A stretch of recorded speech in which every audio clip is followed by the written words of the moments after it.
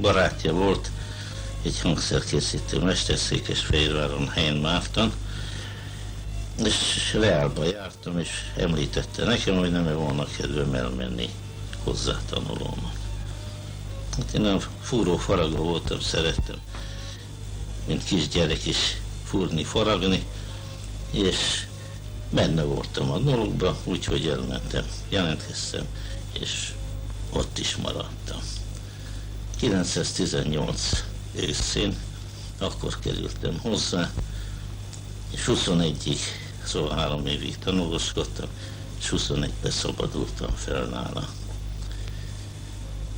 21-ben fölkerültem aztán Pestre. Hát bizony, mikor oda fölkerültem, ugye néztem én is nagyot, hogy hogyan dolgoznak ott. Azok specialisták voltak, akik csak hegedűvel foglalkoztak, míg én Fehérváron hát tanultam nem csak hegedűt, hanem más hangszereknek a javítását is. Hát fent voltam Pesten, már 11 évig segédeskedtem. Közben gyűjtögettem a pénzeket, pénzt vettem, szerszámokat is, anyagokat is, ugye az volt az elgondolásom, hogy egyszer majd önállósítom magam. Eljöttem, körülnézelődtem, majd mikor már tisztába jöttem itt a körülményekkel, hogy hiába Gyula megyeszékhely, mégis Csabának van nagyobb esetősége arra, hogy hát el tudjam tartani magamat.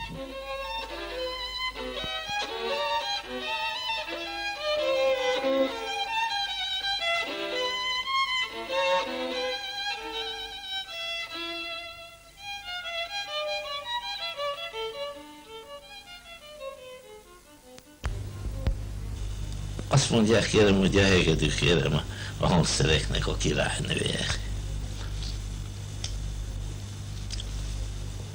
Úgyhogy azoknak szinte énekel a hangjuk, és annyira rezonálnak, annyi felhangot adnak, hogy nagyon ritka hegedűnél adódik, új hegedűnél, meg az, hogy hát azt tudja produkálni, mint azok a régi hangszerek.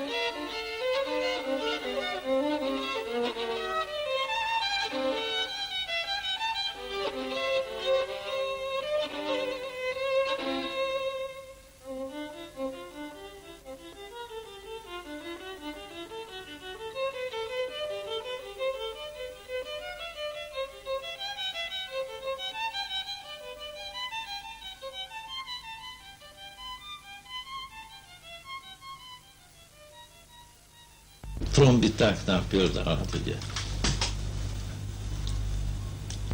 nagyobb vagy kisebb trombitáknál is járnak vele lakodalmakba, különböző helyekre ütődnek, a hangszerek beorpadnak, vagy a színezések elválnak rajta, amiket aztán újból kell forrasztani, vagy kikalapálni ezeket a orpadásokat rajta, hogy hát mégis meglegyen ugye az eredeti szép formája. Tehát ilyen dolgokat adnak elé trombitáknál. Nem panaszkodhatom, van munkám mindig. Ugye elég nagy a vidék, a Csaba gócpont, ugye ez a szerencséje is. Ugye úgy, hogy Gyula, dacára annak, hogy talán szebb város, mint Békés Csaba.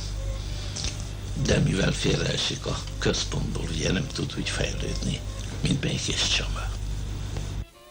Azelőtt voltunk többen, volt Orosházán 2 is. És ez van a szakmánál, hogy kiöregednek, mint a mesterek, és a fiatalok sajnos ugye nem jönnek úgy a szakmába.